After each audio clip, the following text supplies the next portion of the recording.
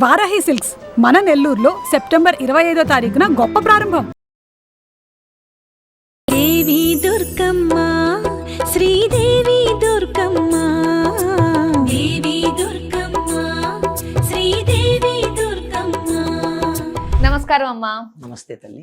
అమ్మ, ఇవాళ 3వ రోజు అమ్మవారు అన్నపూర్ణాదేవిగా దర్శనమిస్తారు కదమ్మా. అసలు అన్నపూర్ణ, కాశీలో అన్నపూర్ణమ్మని చూస్తే 2 కళ్ళు సరిపోవు. కానీ చరాచర జీవరాశులన్నిటికీ కూడా సకాలంలో అన్నాన్ని ప్రసాదించే అన్నపూర్ణాదేవిని ఈ రోజు ఏ విధంగా మనం కొలవాలి, అలానే అన్నపూర్ణాదేవి యొక్క ఆవిర్భావం ఏ విధంగా జరిగింది, దాని వెనకున్న కథ ఏంటో తెలుసుకోవాలమ్మా. ఆవిర్భావం కాదు కానీ ఆవిడికి సంబంధించిన కథ అయితే చెప్తా. సరే. అదే ఓం శ్రీ గురుభ్యో నమః, శ్రీ మహాగణాధిపతయ నమః, శ్రీమాత్రే నమః. నిత్యానందకరీ వరాభయకరీ సౌందర్య రత్నాకరీ నిర్ధూతాఖిల ఘోర పావనకరీ ప్రత్యక్ష మాహేశ్వరీ ప్రాళేయాచల వంశ పావనకరీ కాశీపురాధీశ్వరీ భిక్షాందేహి కృపావలంబనకరీ మాతాన్నపూర్ణేశ్వరీ అని జగద్గురు శంకరాచార్యులు అమ్మవారిని ప్రార్థన చేశారు. ఆవిడ అన్నపూర్ణే సదాపూర్ణే శంకర ప్రాణవల్లభే అని ఆవిడ్ని మనం ప్రార్థన చేసుకుంటూ ఉంటాం. ఎందుకు ఆవిడ్ని భిక్ష ఎందుకు అడుగుతున్నారు? జ్ఞాన వైరాగ్య సిద్ధ్యర్థం భిక్షాందేహి చ పార్వతి. జ్ఞానము వైరాగ్యము అనేటటువంటివి రెండూ నాకు సిద్ధించటానికి భిక్షనివ్వమ్మా అని అడగడం. మామూలుగా కడుపు నిండడానికి అన్నం పెట్టమని అడిగేటటువంటి అన్నపూర్ణ మాత్రమే కాదు, జ్ఞానము వైరాగ్యము అనేటటువంటి వాటిని భిక్షగా తనకి ప్రసాదించమన్నటువంటిది. అటువంటి జ్ఞానాన్ని ఇచ్చేటటువంటి తల్లి అన్నపూర్ణ. ఈ అన్నపూర్ణ మనకి కాశీలో కనపడుతూ ఉంటుంది. ఆవిడ యొక్క ఆలయం మనకి అక్కడ ఉంటుంది. నిత్యాన్నదానం జరుగుతూనే ఉంటుంది. కడుపు నిండితే కదమ్మా ఎవరికైనా శరీర పోషణ జరిగేది. శరీర పోషణ జరిగినప్పుడే మనసు కూడా తృప్తిగా ఉండేది. మనసు తృప్తిగా ఉన్నప్పుడు మాత్రమే ఏదైనా చేయగలిగేది. ఎందుకు ఆవిడ్ని జ్ఞాన వైరాగ్య సిద్ధ్యర్థం భిక్షాందేహి చ పార్వతి అని ఎందుకు అడిగారు? జ్ఞానము వైరాగ్యం ఇవ్వమని ఎందుకు అడిగారు? ఆవిడని అన్నం పెట్టమని అడిగే సందర్భంలో అంటే మనం తినేటటువంటి ఆహారంలో 6వ వంతు మనసుగా మారుతుంది. మనం ఎటువంటి ఆహారం తీసుకుంటామో దానికి సంబంధించినటువంటి ఆలోచనలు వస్తాయి, అటువంటి స్వభావం వస్తుంది. అమ్మా నీ చేత్తో మాకు అన్నం గనక పెట్టినట్టయితే మాకు జ్ఞానం వచ్చి తద్వారా వైరాగ్యం వస్తుంది, అందుకని మాకు నీ చేతి భిక్ష కావాలి అని అమ్మవారిని ప్రార్థించటం మనకు కనపడుతూ ఉంటుంది. మామూలుగా అన్నం అనలేదే ఆవిడ, ఏమన్నాం? అన్నపూర్ణ అన్నాం. కడుపు నిండా అన్నం పెట్టేది, నిండుగా అన్నాన్ని ఇచ్చేటటువంటి తల్లి. ఎంత నిండుగా అంటే శరీరంలో ఉండే అన్ని కోశాలు నిండేటట్టుగా అన్నం ఇచ్చేటటువంటి తల్లి, అన్ని కోశాలకి పరితృప్తి కలిగించేటటువంటి తల్లి.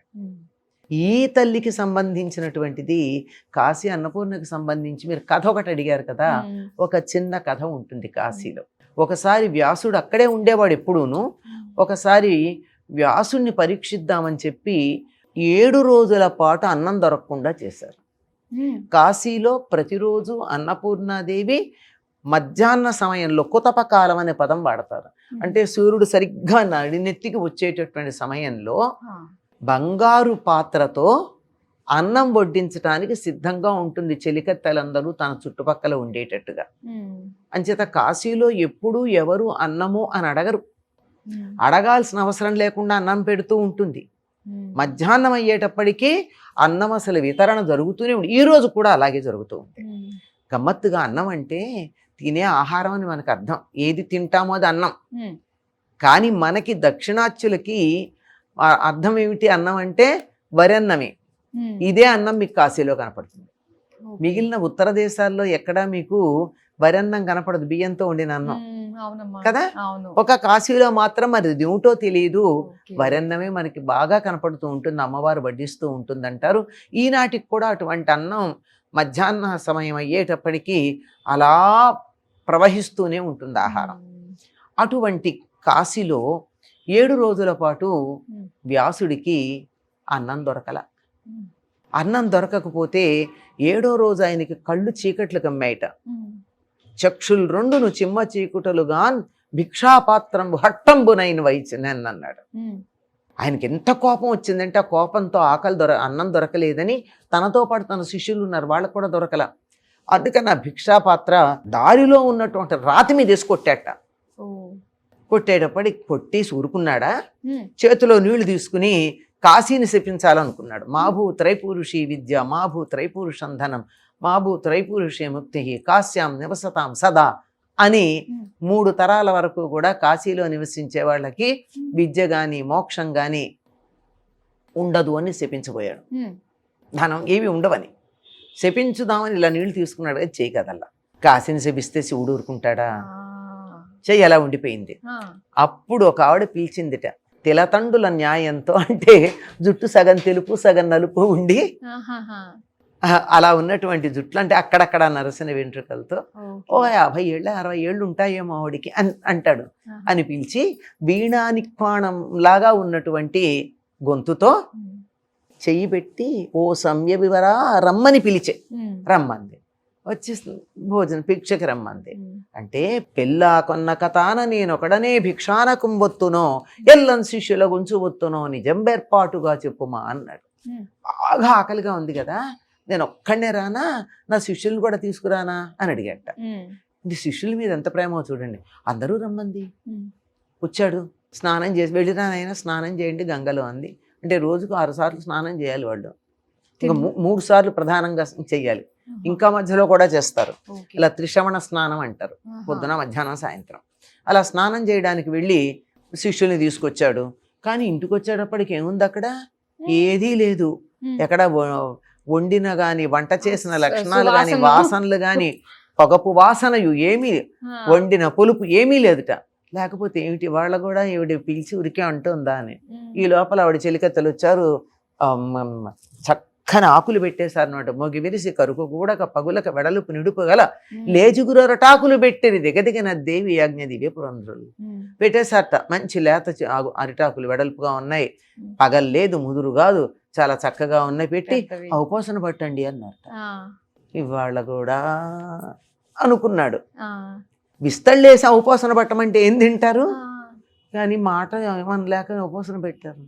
పట్టేటప్పటికీ ఉపాసన పెట్టేటప్పటికీ మొత్తం విస్తళ్ళల్లో ఎవరెవరికి మనసులో ఏం తినాలనుంటే ఆ పదార్థాలన్నీ వచ్చాయి. ద్రాక్షాపానక ఖండ శర్కర్లతో రంభా ఫల శ్రేణితో గోక్షీరంబులతోడన క్షయ్యంబవు కలమాహారంబు. అటువంటి ఆహారం కుక్షులు నిండగా కడుపులు నిండేటట్టుగా తిన్నారట వాళ్ళు. అన్నీ తిన్నాక చేతులు కడుక్కొని భుక్యాసం తీర్చుకుంటూ ఉంటే అప్పుడు వచ్చి శివుడును అన్నపూర్ణాదేవి కాశీ విశాలాక్షి ఇద్దరు వచ్చి అప్పుడు పెట్టాల్సినవి. 7 రోజులు అన్నమునకు అడ్డమైన అంత మాత్రలో ఏడుచుచున్న వాడవు మునీశ్వరా, 7 రోజులు అన్నం లేకపోతే ఏడుస్తావా, అట్లా నువ్వేమి సన్యాసివిరా అని చెప్పి నువ్వు కాశీని తిట్టడానికి పూనుకున్నావు గనక నువ్వు కాశీలో ఉండద్దు, వెళ్ళిపోమని చెప్తాడు. అందుకని వ్యాసుడు అక్కడి నుంచి వ్యాసకాశి అని అవతలు ఉంటుంది మనకి, అక్కడికి వెళ్ళిపోవడానికి కలిగిన కారణం ఇది.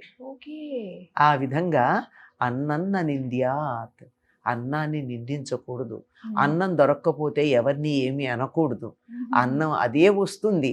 ఆయురన్నం ప్రయచ్చతి అని, మనకు ఆయుర్దాయం ఉంటే అన్నం దానంతర వస్తుంది. భూమి మీద నూకలు ఉన్నాయి అంటారు, అంతే కదా, అది వచ్చేస్తుంది. కనుక ఇది మనకి అన్నపూర్ణకు సంబంధించినటువంటి ఒక అద్భుతమైనటువంటి ఇతివృత్తమమ్మ, కాశీకి సంబంధించింది, బాగుంటుంది. అటువంటి అన్నపూర్ణాదేవి భౌతికమైనటువంటి శరీరం నిలబడ్డానికి కావలసిన పోషణ చేయడంతో పాటు జ్ఞానము వైరాగ్యము కూడా ఇవ్వగలిగినటువంటి మానసిక శక్తిని కూడా ఇస్తుంది. ఆ తల్లిని వాళ్ళ మనం తప్పనిసరిగా ప్రార్థన చేసుకుందాం. తప్పకుండా అమ్మా, చాలా మంచి విషయాలు మాకు తెలియజేసినందుకు ధన్యవాదాలు.